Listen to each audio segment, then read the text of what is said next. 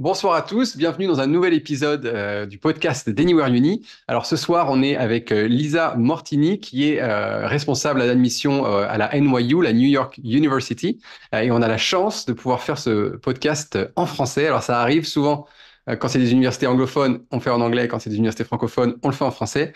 Mais quand on a la chance de trouver un membre de l'équipe d'admission qui parle français, écoutez, on ne se prive pas et on fait ça en français. Donc bonsoir Lisa, comment vas-tu? Bonsoir Alban, ça va très bien et je vais essayer de parler français du mieux possible. Je suis française d'origine, mais je travaille pas souvent en français, donc je vais essayer de m'adapter pour ce soir. Voilà, bon, s'il y a des passages techniques en anglais, il n'y a pas de problème. Tous les élèves Pour me sauver. voilà, qui pensent, voilà, je pourrais traduire, mais surtout je pense que voilà, les élèves qui pensent à NYU devraient pouvoir suivre euh, tout ça. Super. Bon, alors commençons tout de suite. NYU, c'est un nom évidemment que tout le monde connaît. C'est une grande université tant par le prestige et la renommée internationale que par la taille de l'université et le fait qu'il y a aussi plusieurs campus. Et donc, c'est vrai que pour des grosses institutions comme ça, c'est parfois un petit peu difficile à définir ou de trouver un petit peu voilà, quel est l'âme, entre guillemets, ou le spirit d'une université comme NYU. Comment est-ce que tu présenterais, comment est-ce que tu définirais NYU en quelques mots? Oh, combien d'heures on a pour ce podcast? Ah, c'est ça. Quelques minutes, on va essayer. On est une des plus grosses universités privées de recherche aux États-Unis. Et tu as raison en disant qu'on est grand à tous les niveaux, non seulement sur l'étendue qu'on a dans le reste du monde, on va en parler dans 2 secondes, mais aussi sur le nombre d'étudiants qu'on a sur le campus. Donc, sur le campus de New York, on a à peu près 29 000 étudiants à l'undergrad, c'est-à-dire qui font leur bachelor's. Et on en a 25 000, un peu moins de 25 000 au postgrad, ceux qui vont faire des masters, MBA, PhD et tout ça, doctorat. Et après ça, on a 2 autres campus à l'extérieur de New York, dont un à Abu Dhabi aux Émirats et un à Shanghai en Chine. Et donc, ces 2 campus ont à peu près 2000 étudiants qui sont là pour la plupart aussi en train de faire le bachelor's et quelques masters, quelques PhD. Donc, dans l'ensemble, on est vraiment autour de 60 000 étudiants. Donc, c'est Ouais, c'est vraiment une ça. grosse Mm. institution, clairement. Et comme je disais, étendue dans le monde. C'est-à-dire qu'on a le campus principal de New York, hein, c'est notre nom, c'est que c'est là où on est né, effectivement. Et si vous êtes descendu, d'ailleurs, vous voyez le campus derrière moi sur cette image, mais si vous êtes déjà allé à New York et que vous êtes descendu en bas de la 5e avenue, et que vous avez vu Washington Square Park, où il y a une grande arche qui ressemble un peu à l'Arc de Triomphe, d'ailleurs, ben vous êtes allé sur le campus de NYU, parce qu'on est vraiment genre 15 blocs autour de ce parc. Mais on a cette espèce d'empreinte sur le reste du monde, donc avec notre campus aux Émirats, à Mhm. Abu Dhabi, qui est la capitale des Émirats, et notre campus à Shanghai, en Chine. Et on a 12 autres sites à l'extérieur, c'est-à-dire ce qu'on appelle des sites de study away. Alors, je ne vais pas dire study abroad, parce qu'il y en a 2, bientôt 3 qui sont aux États-Unis.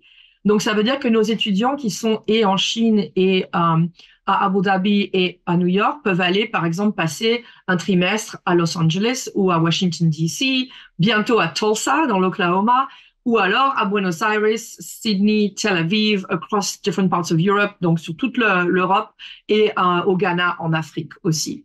Donc, je pense qu'il y a un truc dont on peut se souvenir de NYU, c'est que oui, on est grand, mais on voit à l'extérieur. C'est-à-dire qu'on est vraiment tourné vers le reste du monde et ce que vous allez apprendre, en fait, c'est vraiment à fonctionner comme un habitant de la planète et pas juste quelqu'un qui va regarder son petit nombril. Moi, en tout cas, c'est comme ça que je le vois. Mm. Et oui, donc c'est ça. C'est un campus. New York est connu pour être une ville très multiculturelle. J'imagine que l'université de NYU est à l'image de New York à ce Oui, complètement. Je crois que sur New York, on a à peu près 125 nationalités qui sont dans les classes à moment. différents niveaux. On en a 115 ou 120, ça dépend des années, sur Abu Dhabi. Et à Shanghai, on a en général autour de 80 nationalités en même temps. Donc, c'est vraiment très, très divers. Et c'est pas que les nationalités, c'est aussi d'où les gens viennent dans les étudiants qui sont les majoritaires, entre guillemets, qui sont donc les Américains. Par exemple, sur New York, presque chaque année, on a des étudiants qui viennent de tous les États. Donc ça, c'est vraiment bien. Ça veut dire que si vous venez d'Alaska, de Hawaï, du Dakota du Nord, vous pouvez être à NYU. On fait en sorte que quand vous êtes C'est là que tu vas m'aider. Dans les logements universitaires, j'imagine, ça peut se dire comme Ouais, ça. oui, student housing. Ouais, Ouais, quand vous j'adore. partagez une chambre, en fait, Ouais. on trouvera toujours un partenaire qui sera jamais de votre coin. Donc Ouais. ça, c'est super important, même pour les Américains, c'est-à-dire qu'on va jamais mettre deux personnes qui sont du même code postal, par exemple. Hmm. Donc vous pouvez être un étudiant de New York qui va à NYU, mais euh, c'est quoi un roommate? Votre coloc de chambre. Votre Ouais. coloc sera peut-être de Californie, par exemple. Donc cette diversité, elle est à beaucoup de niveaux, diversité ethnique, diversité de nationalité, diversité de là d'où viennent les gens aux États-Unis. Et si on pense à quelqu'un qui a grandi dans un petit village au Texas et quelqu'un qui a grandi à Boston, ils vont avoir des expériences vraiment différentes à apporter en même temps que tous les étudiants internationaux qu'on a. Et c'est quoi à peu près la proportion d'étudiants internationaux sur les 3 campus? Alors ça a beaucoup, beaucoup changé depuis la pandémie, pour des Ouais. raisons qui sont assez évidentes. Donc, pré-pandémie, en fait, à New York, on était à peu près à 28%, ce Hmm. qui est énorme pour les Oui. États-Unis. Enfin, Oui. la plupart des universités, vraiment, sont en dessous de 10%. Ah oui. Je crois que cette année, les années précédentes, on a été entre 23 et 25, donc on se maintient quand même relativement. On est en général sur New York, l'université qui reçoit le plus de candidatures étrangères, mais qui aussi fait le plus d'offres à des étudiants étrangers. Donc on en a le plus dans notre cohorte. À Abu Dhabi et Shanghai, alors Shanghai est intéressant parce que Shanghai, ils sont moitié-moitié. On a à peu près 50% d'étudiants qui sont des Chinois de la nation de Chine, c'est-à-dire pas des îles, pas d'ailleurs, qui sont de Chine, et 50% qui viennent d'ailleurs, qui viennent de partout, en fait. Et à Abu Dhabi, en général, on a entre 20 et 25% d'étudiants qui sont des Émirats. La D'accord. seconde majorité est en général américaine, et après, ils viennent de partout. Donc, c'est vraiment un des campus les plus multiculturels au monde, où en fait, vraiment, en général, presque la nation locale est en minorité, en fait, quelque part. Oui, c'est ça. Ouais. Alors que le campus de Shanghai reste plutôt tous les pays d'Asie, autour de la zone Asie, peut-être? Non, pas vraiment, Pas forcément. non. Sur Shanghai, on a des gens qui viennent vraiment de partout, quoi. De Ok. partout, de partout, de partout. Au contraire, je pense que c'est surprenant d'ailleurs. Je pensais qu'il y aurait beaucoup de personnes qui viendraient de l'Asie de l'Est ou l'Asie du Sud-Est, mais non. On a vraiment, c'est très, très varié au niveau des nationalités. Donc ça, c'est plutôt Et sympa. donc, une question que posent les élèves parfois, c'est le même diplôme, qu'on démarre ses études à Abu Dhabi, à Shanghai, à New York. C'est Ouais. le même diplôme, c'est le même curriculum, c'est le même niveau. Alors, absolument. C'est-à-dire on commence pas, on démarre pas quelque part, on démarre et on finit. C'est-à-dire que vous allez, quand vous faites candidature à New York University, vous allez vraiment choisir quel est votre campus d'intérêt. Donc, Hmm. ça peut être New York, ça peut être Abu Dhabi, ça peut être Shanghai. Et c'est votre home campus. Donc, c'est là où vous allez rester pendant les 4 ans et vous allez avoir un New York University degree. Absolument la même valeur qu'un NYU degree à New York. Si vous le faites à Abu Dhabi ou à Shanghai, ça fait pas de différence. En fait, même à Shanghai, ce qui est intéressant, ils ont deux diplômes quand ils finissent. Ils ont le NYU degree, donc le Hmm. diplôme d'NYU, mais ils ont aussi un NYU Shanghai degree. En fait, en tant qu'institution séparée, NYU Shanghai a été reconnu par le ministère de la Culture chinois. D'accord, donc ils ont un diplôme Et chinois et un diplôme américain. voilà, parce que c'est en partenariat avec une université locale, et donc ça D'accord. aide les étudiants qui veulent potentiellement faire des études supérieures en Chine ou Hmm. travailler en Chine à ce que, en fait, 10 à 15% de nos étudiants étrangers vont faire. Ça aide vraiment les étrangers à avoir un pied à l'étrier, en fait. C'est plus pratique à ce niveau-là. Et au niveau de la qualité, les professeurs sont les mêmes. On a eu énormément de professeurs from NYU New York qui sont partis à Abu Dhabi, à Shanghai, qui sont jamais revenus parce que ça leur plaisait beaucoup. Et donc, c'est vraiment au niveau qualité d'enseignement, au niveau de la façon dont on enseigne, c'est-à-dire le liberal arts avec un tronc commun, avec des electives, avec ce choix de faire des major minor. Tout ça, ça reste à peu près similaire à ce que vous pouvez trouver au College of Arts and Science à New York.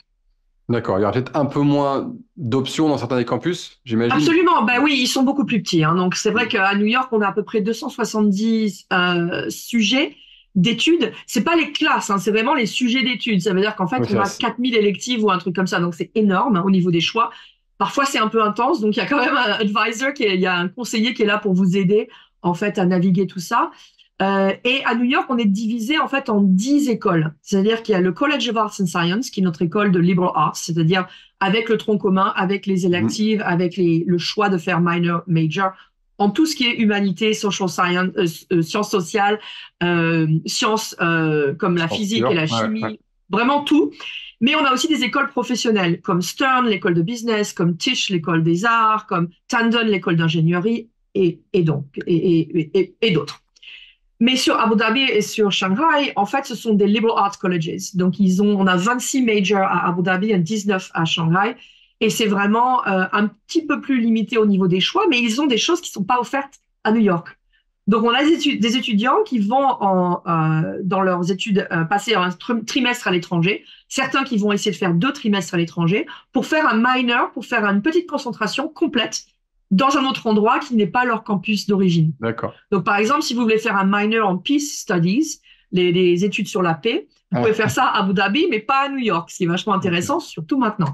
Donc, beaucoup de choix pour nos étudiants, parfois un petit peu trop, je dirais. Mais j'avoue que c'est une grosse différence par rapport au système français ou anglais, ouais. Anglais, exactement. Ouais. C'est bien que, excusez-moi, je dis toujours ça aux élèves. Voilà, il y a l'avantage effectivement de cette ouverture, de cette possibilité d'explorer, d'être curieux et de combiner les choses. Ça vient avec le challenge de réussir à se construire sa voie au fur et à mesure. Mais comme tu disais, il y a des academic advisors, heureusement, qui sont là pour guider les étudiants. Absolument. Et on y va vraiment complètement à fond dans ce domaine, en fait, surtout sur le campus de New York, parce que on a une école spécialisée qui s'appelle Gallatin. Gallatin, c'est le nom de notre créateur, en fait, Albert Gallatin. Et donc, c'est l'école de Individualized Studies. Et ce que j'aime avec Gallatin, c'est mon école préférée à New York. J'ai un petit faible pour cette école. C'est une école où les étudiants qui ont des passions, qui veulent regrouper, peuvent créer leur propre sujet d'études. C'est-à-dire qu'ils créent leur curriculum complet. Et le nom de leur major, ça va pas être Major in Biology avec Minor in Music, ça va être Intersection of Social Justice and Black Photography in the 60s. This is a real example. Et ça va être écrit sur leur... ça va être écrit sur leur... Ouais, complètement. Ça peut être mouvement et global health. Donc, ça veut dire que c'était une jeune étudiante qui voulait regarder comment on peut analyser comme une personne bouge et donc pouvoir tirer des diagnostics médicaux en fonction de ça. Et donc, elle faisait un programme de danse et de mouvement et un programme d'études je sais pas comment on peut dire global health en français, de santé globale. De santé, oui, santé mondiale. Santé publique. Et donc, c'était super intéressant de pouvoir combiner les deux. Et donc, c'est vraiment pour des étudiants... Et ça, c'est au niveau premier cycle. Oui, complètement. Parce qu'on pourrait se dire, ça, c'est le genre de thème qu'un doctorant pourrait entreprendre où il va... Absolument. Ouais, c'est très impressionnant à ce niveau-là, je dois dire. Ouais, en termes d'ouverture, on ne peut pas faire beaucoup plus, quoi. C'est clair.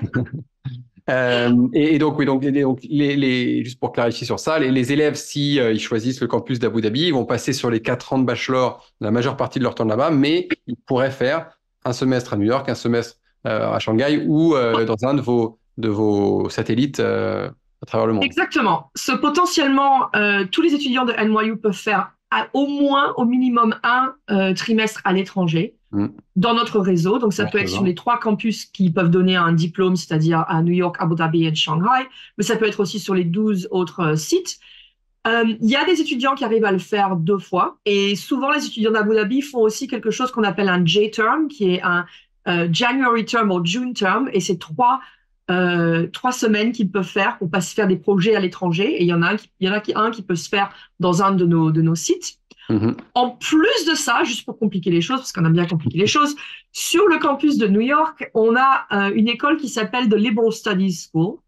Et cette école propose 2 programmes, Liberal Studies Core and Global Liberal Studies.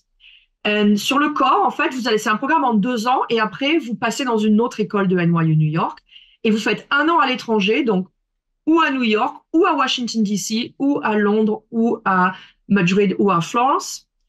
Et la deuxième année se fait à New York et après vous passez dans une autre partie de NYU où vous faites le Global Liberal Studies et c'est la même chose le premier an. Non, je rigole pas, c'est compliqué. La même chose le premier an. La deuxième année, vous allez retourner sur New York. La troisième année, vous pouvez faire 1 an complet dans tous les sites qu'on a cités tout à l'heure. C'est-à-dire tous les sites en Europe, c'est-à-dire ça peut être Londres, ça peut être Prague, Berlin, Florence, Madrid, Paris. Qu'est-ce que j'ai loupé? J'ai loupé quelque chose.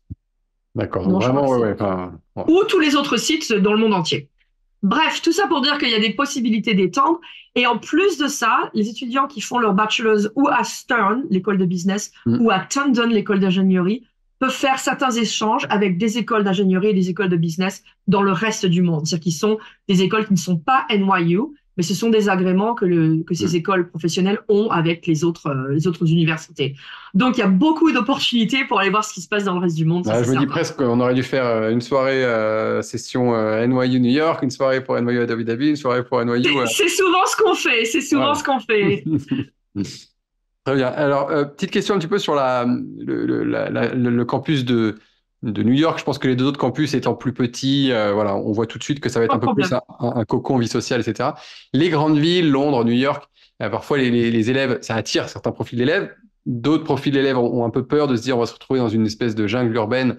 Est-ce que le campus va vraiment être un campus? Est-ce qu'on va vivre à une demi-heure, trois quarts d'heure de nos salles de classe? Est-ce qu'il va y avoir une vraie ambiance d'université?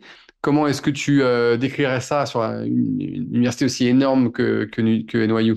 Ouais, absolument. Je dirais que c'est pas pour tout le monde et c'est pas une mauvaise chose parce que il y a des milliers d'universités aux États-Unis, des centaines et des centaines de vraiment de très bonnes universités. Et il y en a qui sont toutes petites et d'autres qui sont très très grandes. Il y en a qui sont dans des environnements plus ruraux, il y en a qui sont dans des petites villes dans les bois. Vous voyez ce qu'on voit un peu dans les films à la télé ou dans les séries télé où ils ont leur petit vélo, ils vont au match de football américain tous les week-ends. Il y a cette espèce d'ambiance avec les cheerleaders, c'est pom-pom girls, c'est ça en français. Donc il y a cette ambiance et ça existe bien sûr. Il y a aussi des universités qui sont dans les grandes villes, et c'est le cas d'NYU. Nous, notre slogan, en fait, entre guillemets, c'est The University Without Walls, parce qu'on n'a pas vraiment de mur, on n'a pas de portail, en fait. Attention, hein, tous nos bâtiments sont sécurisés, il n'y a pas de souci, mais ce que je veux dire, c'est que quand vous sortez de votre résidence étudiante, vous pouvez faire 2 mètres et vous êtes dans Washington Square Park, et là, vous allez avoir des touristes, vous allez avoir des professeurs qui se baladent avec une tasse de café, vous allez avoir des gens qui vont travailler, des New-Yorkais qui vivent leur vie. Et c'est vraiment différent. Ça veut dire que vous n'êtes pas que dans un cocon de NYU. Même si les drapeaux comme ça, pourpres, on en voit un peu partout dans le quartier, ça veut dire que vous êtes devenu New-Yorkais avant de devenir vraiment un NYU student. Et ça, c'est vraiment fascinant. Il y a beaucoup d'intensité dans New York. Hein. Si vous ne connaissez pas, absolument, je vous recommande de visiter.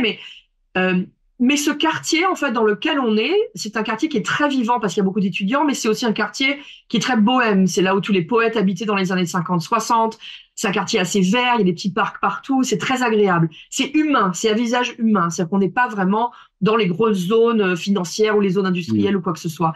Donc, je pense que vous pouvez trouver vos micro-communautés dans notre macro-communauté, si je veux dire, avec toutes les équipes de sport qu'on a, les clubs, tous les événements que vous allez faire sur le campus. C'est rare qu'on ait des événements qui soient pour tout le campus, parce qu'on est tellement nombreux. Donc, en général, vous allez trouver des choses qui sont quand même à dimension humaine. Les cours seront pas énormément, les classes sont petites, entre 8 et 10 étudiants, les activités sont aussi plus petites. Donc, ça vous permet quand même de vous retrouver, de créer des vrais liens.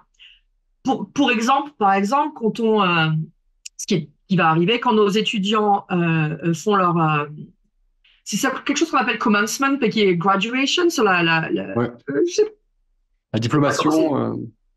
Je ne sais pas comment ça dit en français, mais quand ils finissent l'année et qu'on va célébrer, ils sont là avec leurs robes et leurs petits chapeaux. Et on est obligé de louer le Yankee Stadium quand même pour pouvoir les parquer. Donc, on peut pas faire ça à la maison. Donc, c'est pour vous dire le volume. Donc, il y a quand même énormément de gens, bien sûr.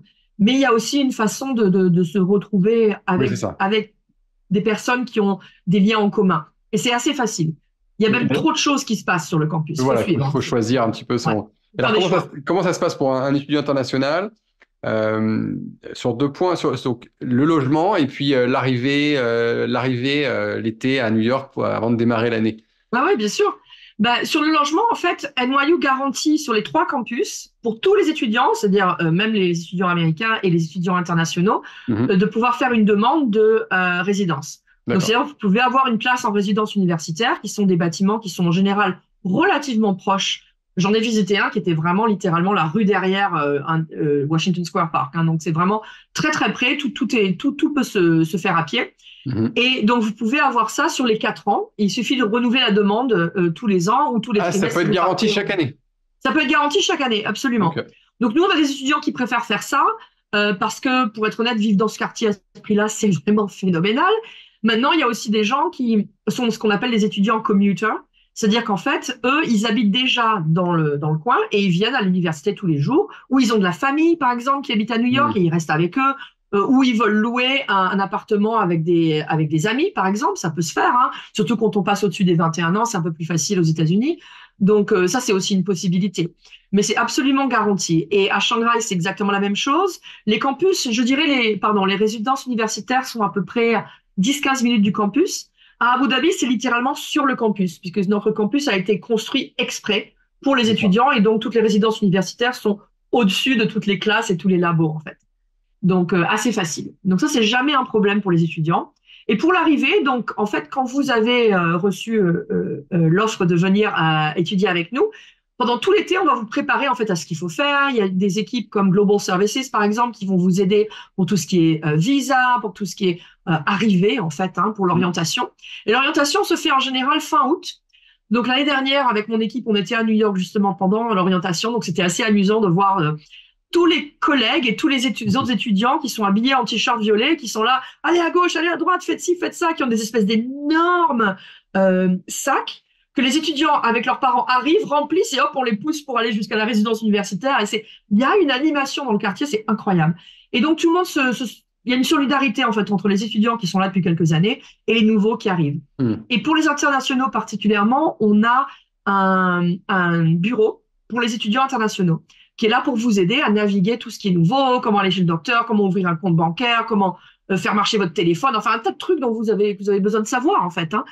Et puis surtout quand on arrive au mois de novembre et que là il fait froid et qu'il fait pas beau et qu'il pleut et qu'on pleure sa maman parce que c'est ce qu'on appelle November Blues, hein, c'est tout à fait classique.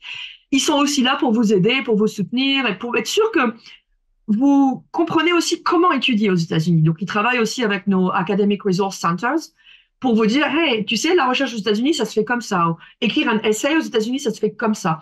Ou est-ce que tu veux qu'on t'aide à augmenter ton niveau en maths ou ton niveau en anglais? Donc, il y a beaucoup, beaucoup de soutien à ce niveau-là aussi, qui peut être utile parce que nos étudiants internationaux peuvent venir de, Tous de, les de, curriculums possibles, de curriculums évidemment. complètement différents et ils ne comprennent pas exactement comment étudier aux États-Unis parce qu'il y a une façon de faire qui est légèrement différente potentiellement d'autres systèmes scolaires dans d'autres pays. D'accord. Non, super. Et donc, euh, en termes oui, de réussite académique en première année, il y a des systèmes dans le monde où les universités sont assez faciles d'accès, mais après, il y a une sorte de deuxième sélection en première année. Il y a un vrai écrémage, entre guillemets, des étudiants en fin de première année. Dans une université comme NYU, qui est connue pour être plutôt très sélective, hein, est-ce que ça veut dire qu'il y a plutôt un bon retention rate, il y a un bon pourcentage d'élèves qui arrivent à passer en deuxième année sans trop de soucis? Oui, il y a un bon retention rate parce qu'on n'a pas vraiment la même idée, en tout cas que le système à la française où vous avez vraiment ces étapes chaque année. Hmm. C'est beaucoup plus fluide.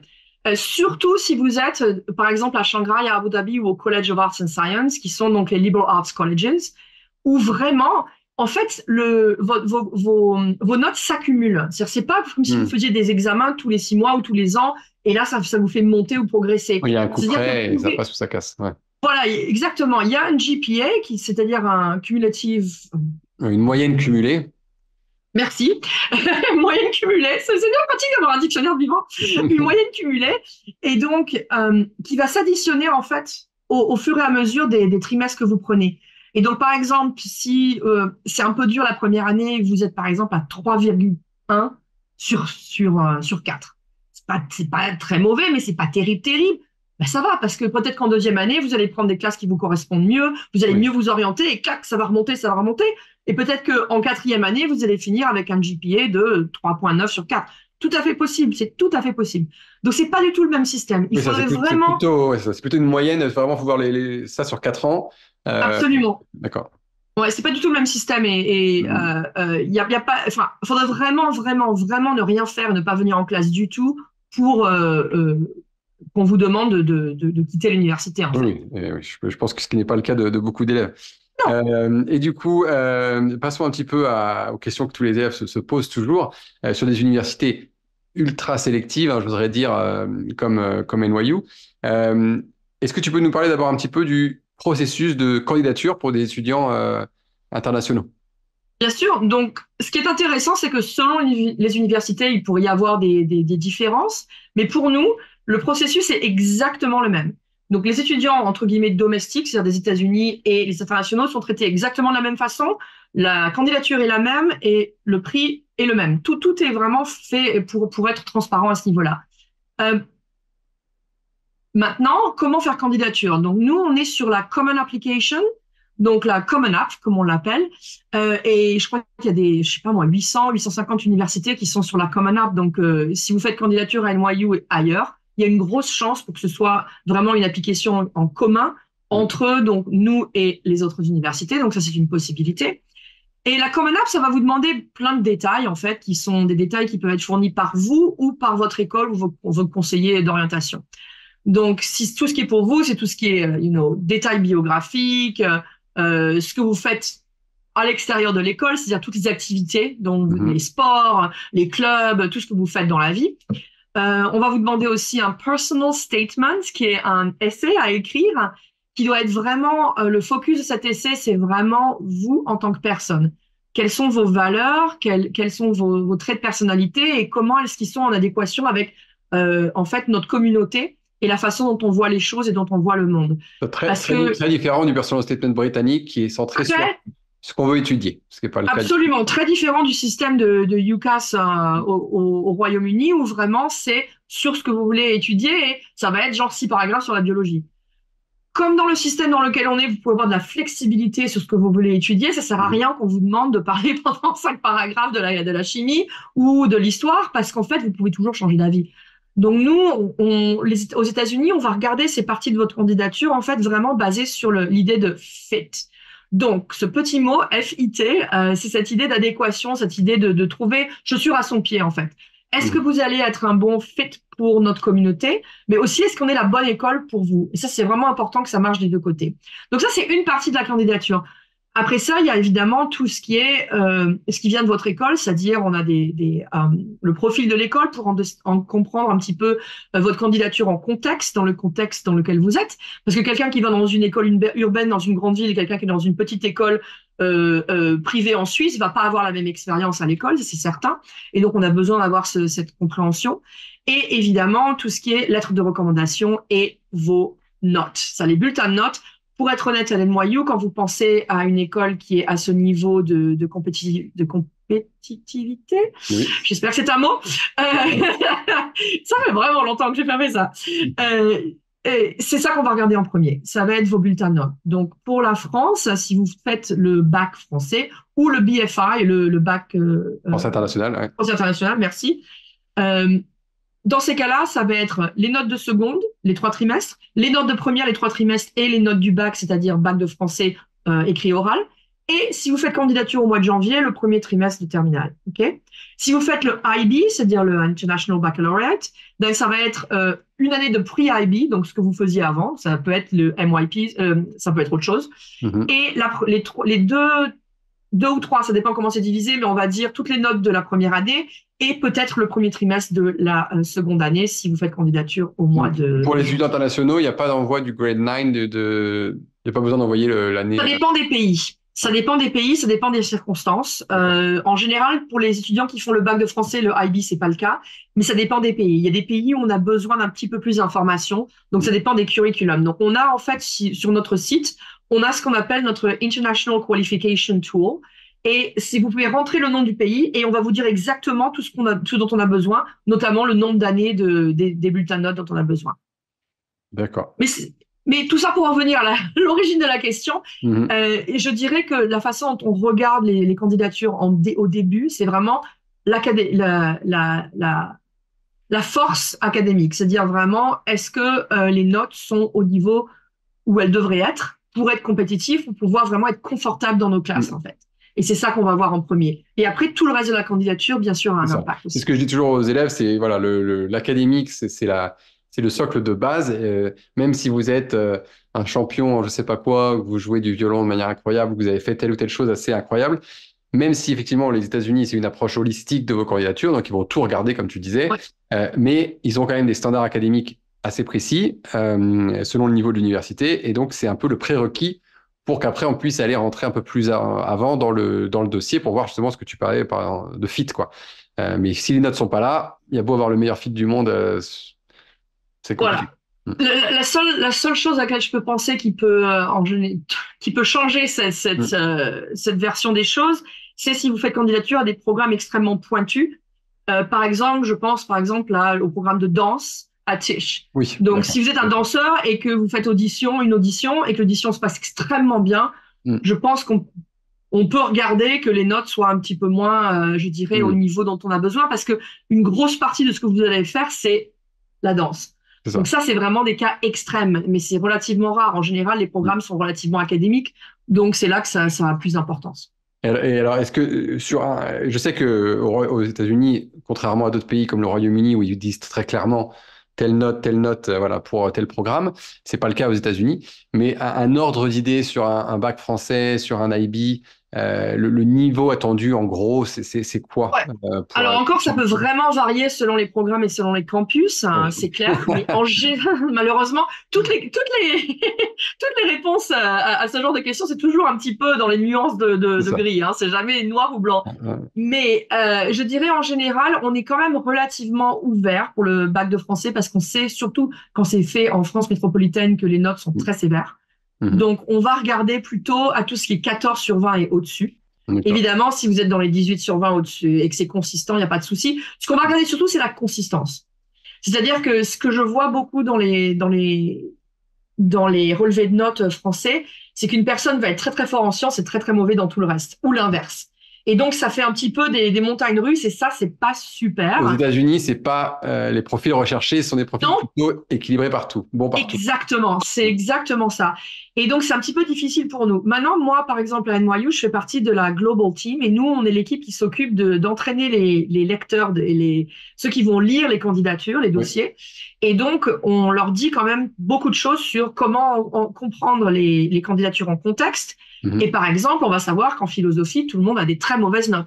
Moi, c'est vraiment très rare que je vois au bac de philosophie au-dessus de 11 ou 12 sur 20. Donc, une fois qu'on a compris ça, ça aide quand même à comprendre que bon, bah, l'étudiant va pas avoir nécessairement un 18 sur 20 en philosophie et que c'est relativement rare. Donc, on a quand même une connaissance, on essaye de comprendre en fait dans les différents challenges que les étudiants ont à affronter. Hein. Et pour le IB, alors ça peut varier évidemment d'université à université, mais pour NYU particulièrement, on ne va pas regarder les points extra. C'est-à-dire tout ce qui est le theory of knowledge et tout ça, on va pas regarder ça. Donc nous, on va regarder vraiment les cours académiques, donc les 6 cours que vous faites, ça va être sur 42. Donc le plus près du 42 possible. Ce qu'on veut, c'est encore une fois de la consistance, c'est-à-dire que des 6 et que des 7, par exemple. Si vous commencez à avoir un 3, un 4, un 7, un 5, un 6, et que ça monte et que ça descend, faut aussi que ça monte. Si vous commencez à 5 ou à 4, 5 et que en fin d'année vous êtes à 7, du monde, si ça monte. C'est mieux. C'est mieux que si ça descend. Ça nous inquiéterait beaucoup plus de voir quelqu'un qui est en première année qui a que des 7 et qui est en deuxième année, à moins qu'il y ait un problème personnel dont ils peuvent nous parler, que ça descende par exemple à des 3 ou des 4, par exemple. Voilà, ça peut être un problème. J'ai souvent ça à mes élèves, c'est vrai que ça fait un peu peur cette approche parce qu'elle est plus complexe à lire en termes de ses chances d'admission. Et en même temps, il faut dire que entre ce qu'on disait le score profile, donc le contexte de l'école, les informations qui peuvent être indiquées sur les bulletins de moyenne haute, moyenne basse, moyenne de classe, l'évolution des notes, le fait qu'il y ait la possibilité dans la Common App à plusieurs endroits de parler justement de circonstances particulières, etc. Il faut dire que aux États-Unis, enfin voilà, tu m'arrêtes si je me trompe, mais ils vont prendre le temps de chercher à comprendre vraiment le parcours de l'élève, et donc voilà, il ne sera pas un coup près qui va pénaliser comme ça systématiquement sans chercher à comprendre le contexte. En général, oui, c'est le cas. Mais voilà, bon, évidemment, c'est du volume. Vous avez un énorme volume. Donc, voilà, c'est ce que j'allais dire. J'allais dire le gros problème qu'on a à une école comme NYU, et c'est vraiment un problème, c'est un bon problème à avoir, mais d'un autre côté, c'est difficile à gérer, surtout de l'autre côté, hein, du côté où vous êtes, hein, les étudiants, c'est qu'on a vraiment un volume de candidatures qui est énorme. Et que donc, même si on regarde que toutes les candidatures qui sont au top académiquement, on a encore trop de monde. Et Ouais, donc, c'est c'est ça. là qu'on regarde à tout ce qui reste pour pouvoir affiner la recherche. Et c'est là que tout le reste de la candidature est importante. Mais ce Et- qu'il faut savoir, c'est qu'il y a beaucoup, beaucoup de choix aux États-Unis. C'est pas que je vous dis oui, qu'il faut pas faire il candidature y à a pas que NYU, loin de NYU. Oui, là. oui, oui, bien Mais ce que sûr. je veux dire, c'est qu'il ne faut pas se dire, bon ben voilà, c'est le top 5 des meilleures universités, c'est ça, je vais faire candidature qu'à ça. Parce que Mm, d'abord, dans le top 5, il y a des universités très différentes et vous serez probablement pas heureux dans toutes les 5. Elles mm. vont pas vous convenir. Mais surtout qu'il y en a beaucoup plus que dans des pays comme en France ou comme en Angleterre, où c'est beaucoup, beaucoup plus limité. Vraiment, toutes les 150 à 200 premières universités aux États-Unis, elles sont solides, quoi. Il n'y a pas de souci. Donc, il y a Mm. vraiment beaucoup de choix. Ok. Et alors, ça m'amène à la question du SAT, Ouais. qui est devenu optionnel dans beaucoup d'universités pendant le Covid. On voit beaucoup d'universités assez prestigieuses, sélectives, qui le remettent en place. Moi, j'ai tendance à conseiller aux élèves internationaux de le faire, et d'essayer d'avoir un score évidemment très élevé, ou en tout cas aligné avec le bon dossier académique qu'ils ont, parce que ça peut, voilà, c'est standardisé justement, et donc ça peut rassurer, ça peut venir confirmer un bon dossier scolaire. Tu serais quoi ton conseil par rapport au SAT, toi? C'est assez difficile parce que c'est beaucoup de nuances, c'est beaucoup, beaucoup de changements depuis la pandémie, tu as absolument raison. Et c'est surtout très différent selon les universités. Donc c'est là que ça devient un petit peu délicat. Mm, Moi, je peux parler vraiment de ce qu'on demande et ce qu'on fait à NYU, hein. Donc nous, on a toujours été test flexible. Qu'est-ce que ça ouais. veut dire? Ça veut dire que vous pouvez utiliser les prédictions de vos A-levels, de votre bac français, enfin le bac en France, pas le bac de français, hein, le bac en France, Mhm. du IB, de Abitur, de la maturité en Suisse, tout ce que vous voulez imaginer. Vous pouvez utiliser ça pour remplacer le SAT ou le ACT.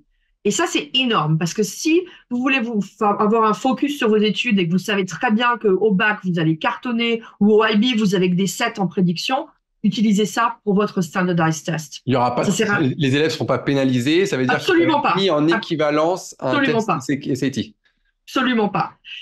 Le problème, enfin, ce qui se passe en plus c'est pas vraiment un problème, mais ce qui se passe en top de ça, en plus de ça, c'est que donc effectivement, il y a beaucoup d'institutions qui ont été qui ont eu le test optionnel pendant la pandémie et même après. Et Mhm, donc nous, c'est une politique qu'on reconduit en fait tous les ans. mhm. Donc là, par exemple, pour l'année qui vient, on sera encore test optionnel. Et en général, la moitié des candidatures qu'on a sont tests optionnels et la moitié des candidats qu'on prend dans nos classes sont aussi tests optionnels. Donc, ça fait pas une énorme différence. D'accord. Le gros problème du quelque chose comme le SAT ou le ACT, c'est que pendant la pandémie, tous les étudiants qui l'ont fait et qui nous l'ont proposé, puisqu'on était test optionnel, c'est ceux qui ont vraiment eu des très bons scores. Et donc, ce qu'on a vu, c'est une augmentation, mais énorme des scores moyens. Enfin, je veux dire, nous, on est à 1540, 1550. C'est ridicule, quoi. Je veux dire, il y a quelques années, un 14,80, ça aurait été parfait. C'était un très bon Oui, score, ce qui est bah, toujours un ça, très bon score. 14,80 pour moi, c'était le score. Mais absolument, c'est très bien. Mais maintenant, si vous n'êtes pas à 15,60, ça ne sert pas à grand-chose de nous donner le SAT parce que tous ceux qui nous l'ont donné avant, c'était que ceux qui faisaient des très, très hauts scores. Donc, ça a vraiment changé la donne. Donc, je dirais, il n'y a pas vraiment de formule magique, malheureusement. Ça dépend complètement de la personne, de quel est son carnet scolaire, à quoi ressemblent les notes, combien de temps vous avez pour faire la préparation de ces tests. Quand vous faites les tests en blanc, hein, les faux tests, est-ce que vous arrivez vraiment à un très très haut niveau? Et si c'est le cas, bah, faut essayer, on ne sait jamais. Ça peut toujours être un plus. C'est une information en plus. Mais on ne va la prendre en considération, en tout cas à NYU, que si vous nous le demandez. C'est-à-dire que vous pouvez donc faire candidature avec le SAT, avec le ACT, avec par exemple vos prédictions du bac, mais aussi vous pouvez être test optional. Hmm. Il y a vraiment beaucoup, beaucoup de choix. Et ça, c'est pas facile à naviguer. Donc, c'est pour ça qu'il y a des gens comme Alban qui sont là pour vous aider un petit peu à comprendre comment faire tout ça. Exactement. Non, non, voilà, faut pas sacrifier parfois son année académique pour le SAT selon sa Ah, clairement, diversité. C'est clairement. tout à fait vrai. Et donc, quand les élèves naviguent leur curriculum, donc leur choix de cours, etc., euh, il y a aux États-Unis, les universités sélectives vont regarder un petit peu de quelle manière les élèves sont challengés, on va dire, dans leur curriculum. Est-ce que ça veut dire qu'il faut prendre certaines spécialités, certains higher level qui sont considérés comme plus challenging? Est-ce que ça veut dire qu'il faut se rajouter des maths experts, des options en plus? Est-ce que c'est pas forcément la peine et le fait de faire un IBDP ou un French Bac, c'est déjà considéré comme suffisant? comment guider les élèves là-dessus? Je suis plus d'accord avec la seconde partie. Je trouve que c'est déjà suffisant et ce sont des curriculums qui sont très, très bien considérés aux États-Unis. Il n'y a pas de problème. Ce que je dirais, c'est que ça dépend complètement d'une université à l'autre. Pour nous, en général, on n'a pas vraiment de demande particulière de cours qu'il faut prendre. Simplement pourquoi? Parce qu'encore une fois, comme la plupart de nos colleges, donc c'est-à-dire le College of Arts and Science à New York, Abu Dhabi et Shanghai sont des liberal arts colleges, et que vous avez cette flexibilité, on peut pas vous dire faut absolument faire, je sais pas moi, histoire au higher level au IB si vous voulez faire histoire au College of Arts and Science à New York, parce que vous allez peut-être changer d'avis. Vous pensez que vous voulez faire l'histoire, mais au bout de 2 ans, vous allez dire en fait ce qui m'intéresse c'est les sciences sociales et je vais faire ça à la place. Donc ça sert pas à grand chose pour nous de vous demander ça. Donc en général, on n'a pas vraiment de classe qu'on va de sujets qu'on va vous demander en priorité, à part pour 2 écoles. L'école de commerce, c'est-à-dire Stern, l'école de business, et Tandon, l'école d'ingénierie. Donc, pour l'école de commerce, pour Stern, ce qu'ils vont vouloir voir, c'est un niveau de calcul assez fort. Donc, si vous avez maths expert au bac ou si vous avez math at a higher level au IB, c'est quand même beaucoup mieux. Ça va vraiment vous présenter d'une façon plus solide, parce qu'en fait, c'est la façon dont ils enseignent le business à Stern. Voilà. C'est vraiment de penser, très quantitatif. Voilà, très quantitatif, très numérique, très vraiment de penser à utiliser les données et les formules pour avoir des décisions de management. Et ça va faire une grosse différence. Donc, ils veulent voir ça. Donc, ça vous donne vraiment un plus. Et pour l'école d'ingénierie, il faut avoir une science et des maths au haut niveau. Donc, par exemple, quelqu'un qui est dans un cursus de bac de français et qui fait pas du tout de sciences en dernière année, ça ne pourrait pas faire candidature à Tandon, à notre school d'ingénierie, par exemple.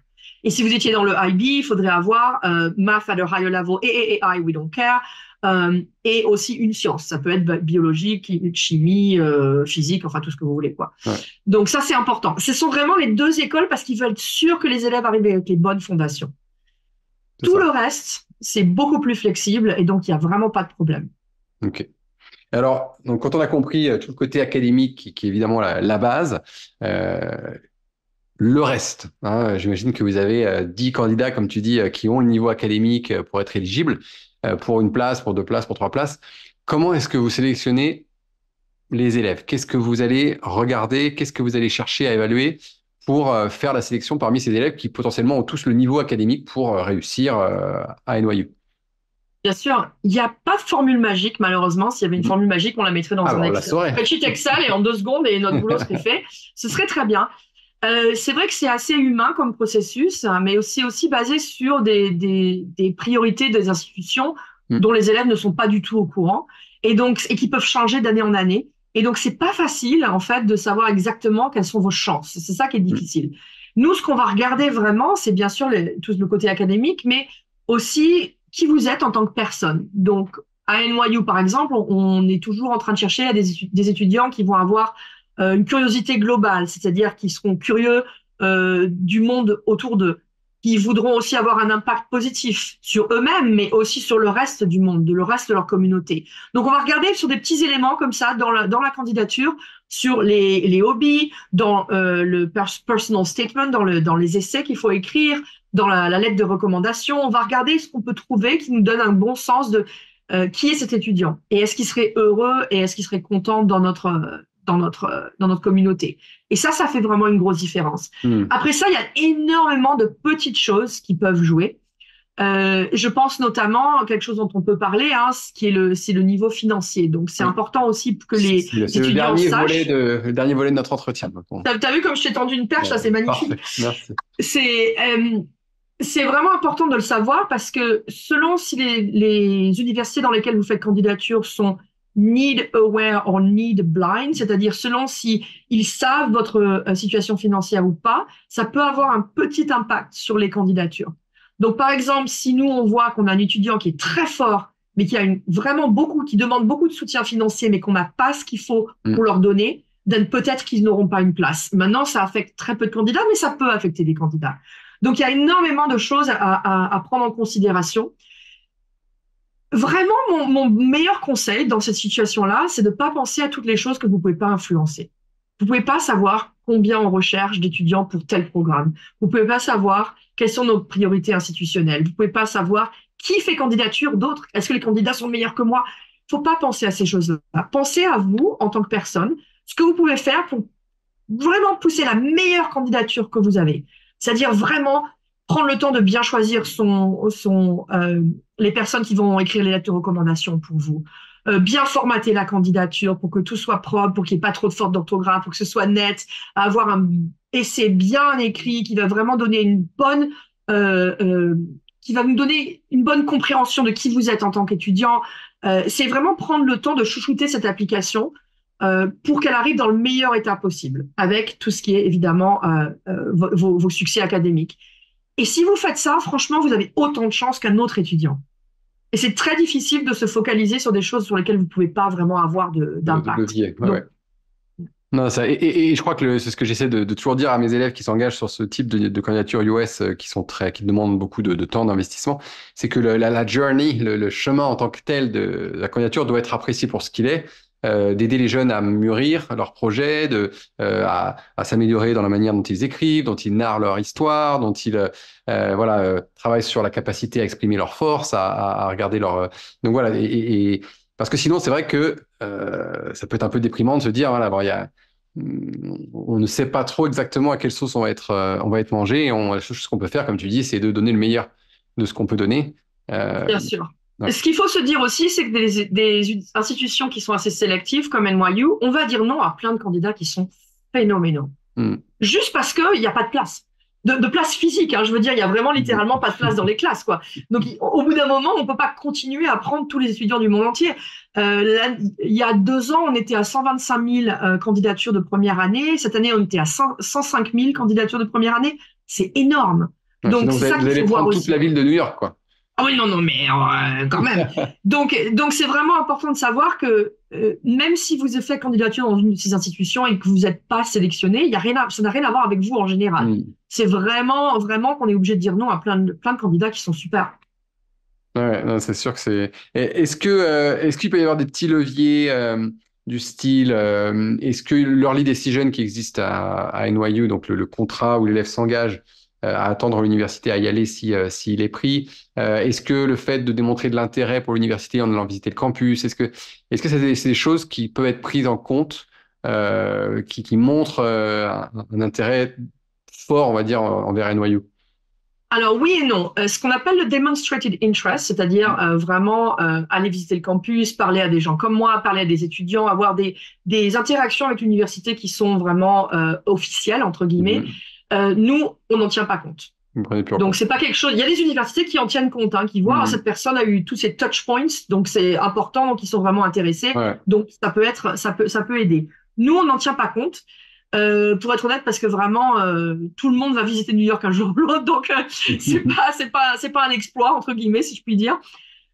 Par contre, c'est bien de le faire quand même parce que ça vous aide à comprendre que c'est vraiment une université pour laquelle vous voulez faire candidature et que vous vous sentiriez à l'aise avec et que vous vous sentez bien et que vous faites une meilleure candidature, un meilleur dossier quand vous avez cette connaissance et cette interaction. Ça, c'est certain. Là, early decision, ça c'est super important. Donc, nous, on a 3 decision rounds, donc je ne sais pas comment on dit ça. Des types de sélection, 3 différentes manières de candidater. 3 dates particulières où vous voulez faire votre candidature, exactement. Donc, la première, c'est Early Decision 1, qui est le 1er novembre. La deuxième, c'est Early Decision 2, qui est le 1er janvier. Et nous avons aussi Regular Decision, qui est donc le 5 janvier. La grosse différence entre Early Decision et Regular Decision, c'est, comme tu disais, Alban, le contrat, en fait, qui vient avec la Early Decision, qui est un contrat entre l'étudiant, entre l'université, entre leurs conseillers, leurs parents, tout le monde est impliqué pour dire « Je ne fais candidature qu'à une seule université américaine, c'est celle-là où je vais aller, et si je suis pris, je vais aller dans cette université. » Donc, c'est quand même un gros pas. C'est vraiment dire à l'université « J'ai vraiment très, très, très envie d'aller étudier chez vous. » Et c'est une preuve d'amour, hein, entre guillemets. Hein. C'est une preuve de compréhension de l'institution. On va dire c'est renoncer. Ah, un petit peu. C'est très poétique tout ça. Et donc, nous, en fait, non, c'est pas selon, c'est plutôt sur tous nos campus et tous nos programmes, on va faire entre 50 et 60% de nos offres à Early Decision 1 et 2. Donc, c'est énorme. C'est Ouais. vraiment, ça peut monter jusqu'à la moitié, si c'est pas plus, des offres qu'on fait. Donc, ça veut dire que c'est pas Alors que que c'est c'est plus alors que ce n'est vraiment qu'une minorité de vos candidatures. complètement, Hmm. complètement. Mais seulement la qualité étant là. Hmm. Et comme c'est une indication très forte que ces élèves vont accepter leur offre, Oui. pour nous, c'est gagnant-gagnant. Donc, en Hmm. fait, c'est pour ça qu'on va préférer faire ce genre d'offre. Et, Alors et- et maintenant, les, vous pouvez... les early decisions sont aussi accessibles aux étudiants internationaux, Oui, absolument, de la même manière. absolument. Par contre, ce que je dirais, c'est que si vous hésitez entre plusieurs pays, je dirais aux étudiants de ne pas faire early decision. Parce que si vraiment vous hésitez et que 6 mois plus tard, vous avez une offre au UK et que vous partez, et que vous Hmm. cassez le contrat, entre guillemets, vous avez quand même pris la place d'un étudiant qui voulait vraiment venir en early decision et qui n'a pas pu parce qu'il n'y avait plus de place physique, entre guillemets. Hmm. Donc, c'est vraiment une grosse nuance. Si vous faites des grosses hésitations sur plusieurs universités ou sur plusieurs pays, je dirais faites candidature regular decision. C'est quand même plus éthiquement Ouais, correct et plus logique. Maintenant, pour nous, il n'y a pas de grosse différence entre Early Decision 1 et 2, hein, d'accord. personnellement, ça, si ce n'est la date. Le fait est que si vous faites Early Decision 1, comme c'est début novembre, vous avez les résultats mi-décembre. Et ça vous laisse 2-3 semaines pour faire candidature à d'autres universités, si c'est possible, ou de trouver d'autres avenues. Ouais. Si vous faites ça au mois de janvier, c'est un petit peu plus délicat. À moins Donc, que ce soit faut votre vraiment être... deuxième early decision, si vous avez fait une early decision 1 ailleurs. Euh, Ça, voilà, c'est possible aussi. ça C'est existe possible aussi. aussi. Ouais. Ouais, ouais. Ok. Mais donc tout ça pour dire que c'est pas nécessairement que c'est plus facile de rentrer à early decision. C'est que simplement c'est vraiment une preuve d'amour entre guillemets, hein, comme on disait. Et surtout il y a tous les sièges sont ouverts puisqu'on est vraiment au début de Oui. la saison. Donc en fait quand vous arrivez à regular decision, ben, il y a déjà pratiquement la moitié des sièges qui sont partis. Donc il faut quand même penser à ça. Et c'est un groupe beaucoup plus gros en regular decision absolument. Ouais, tout à fait. Super. Bon, bah, écoute, on a couvert beaucoup de choses, hein. On s'approche de l'heure d'échange. Ah non mais je papote moi. Tu sais tu me lances là-dessus, ça peut durer Ah des bah, heures, hein. c'est c'est exactement l'objectif. Est-ce qu'on a loupé quelque chose? Je ne sais Est-ce plus. Attends, je vais qu'il y a regarder autre un petit peu les chose questions. je pense qu'on a couvert pas mal de choses. Le niveau d'anglais, de toute façon, voilà, j'imagine que c'est obligatoire, le test d'anglais. Est-ce qu'il y a des cas dans Alors, lesquels pas ça forcément va être obligatoire? obligatoire si les étudiants, d'abord, n'ont pas anglais comme leur langue maternelle, Ouais, ou s'ils n'ont pas fait un curriculum complètement en anglais pour 3 ans au moment de la pardon. candidature. Donc, D'accord. même si vous dites, ah, mais je suis dans le BFI ou je suis dans le IB, mais vous avez fait que 1 an et demi, puisque c'est 2 ans de D'accord. IB et 2 ans de BFI, tout ça, Hmm, ça marche pas. Et tous les d'accord. programmes bilingues ne marchent pas. Donc, dans ces cas-là, vous pouvez faire TOEFL, Duolingo, IELTS, PT Academics, that's Pearson's, Cambridge. I mean, on a beaucoup de tests différents. Et là, vous n'allez pas préférer un TOEFL, un Non, Duolingo ou non, un c'est IELTS? complètement égal. Par contre, je dirais, regardez sur notre site internet, on a un petit peu, entre guillemets, les scores vraiment que les candidats vraiment devraient Hmm, espérer dépasser, entre guillemets. Donc, par exemple, 100 et au-dessus pour le TOEFL, ça peut être 7,5 de moyenne pour le IELTS, 130 et au-dessus pour le Duolingo. Donc, ça, c'est important vraiment de le savoir parce que euh, c'est quelque chose on veut que nos étudiants soient confortables dans leur vie de tous les jours, mais aussi en classe. Et hmm. si le niveau d'anglais est vraiment un problème, vous allez vraiment galérer. Donc, on veut pas que vous soyez là pour échouer. On veut vraiment que vous réussissiez. Et donc, avoir un bon niveau d'anglais et avoir une façon de le prouver par ces tests, ça peut vraiment donner un petit plus à votre application. Ça, c'est clair. Et il n'y a pas d'entretien dans la candidature à NYU, il n'y a jamais Non, d'entretien. il y a d'autres universités qui font ça. Pour les campus à Shanghai et à Abu Dhabi, il y a des processus légèrement différents. Donc, si vous êtes intéressé, je vous laisserai regarder ça. Hmm. Mais pour le campus de New York, il n'y a pas d'entretien. Pour être honnête, c'est à cause du volume qu'on a. Et Je pense que c'est- est-ce que tu disais qu'effectivement, il peut y avoir selon les années des programmes qui sont plus ou moins sélectifs. Est-ce que c'est en général un petit peu plus peut-être facile d'accès sur les campus de Shanghai et Abu Dhabi? Abu Dhabi a été consistamment notre campus le plus difficile pour Ah oui, rentrer. Donc, le niveau académique est extrêmement haut, particulièrement parce que c'est un campus qui a énormément de facilités de recherche. hmm, Et que comme on a très peu de programmes au postgrad, c'est tous les undergrads qui font la recherche. Donc, on veut qu'ils arrivent avec un niveau académique très fort. Donc, par exemple, pour le IB, si vous n'avez pas 39 et au-dessus, c'est presque pas considéré, quoi, par d'accord. exemple.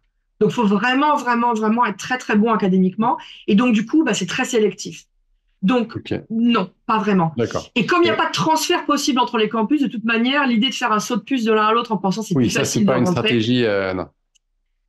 Pour moi, la meilleure stratégie, c'est de bien faire votre recherche parce qu'on a beaucoup de programmes à NYU, Hmm. particulièrement à New York, et des programmes qui parfois sont un petit peu équivalents, mais pas équivalents. Par exemple, physique au College of Arts and Science et applied physique à l'école d'ingénierie. Hmm.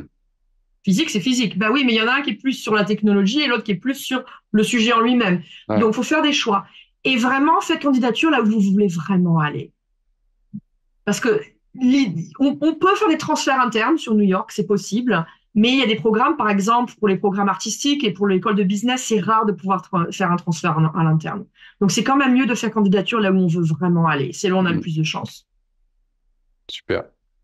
Bon, écoute, je crois qu'on a fait un beau petit tour de NYU et de tous ces campus. Oui, c'est clair, c'est clair, c'est clair. Non, non, ça me fait un peu rêver aussi de parler de ça en français et de me repositionner dans ce campus. Là, ça fait quelques mois que je suis pas allée. Je suis contente d'y retourner pour une petite semaine au mois de juin. Là, ça va être un bon bain de New York. Ça va faire du bien.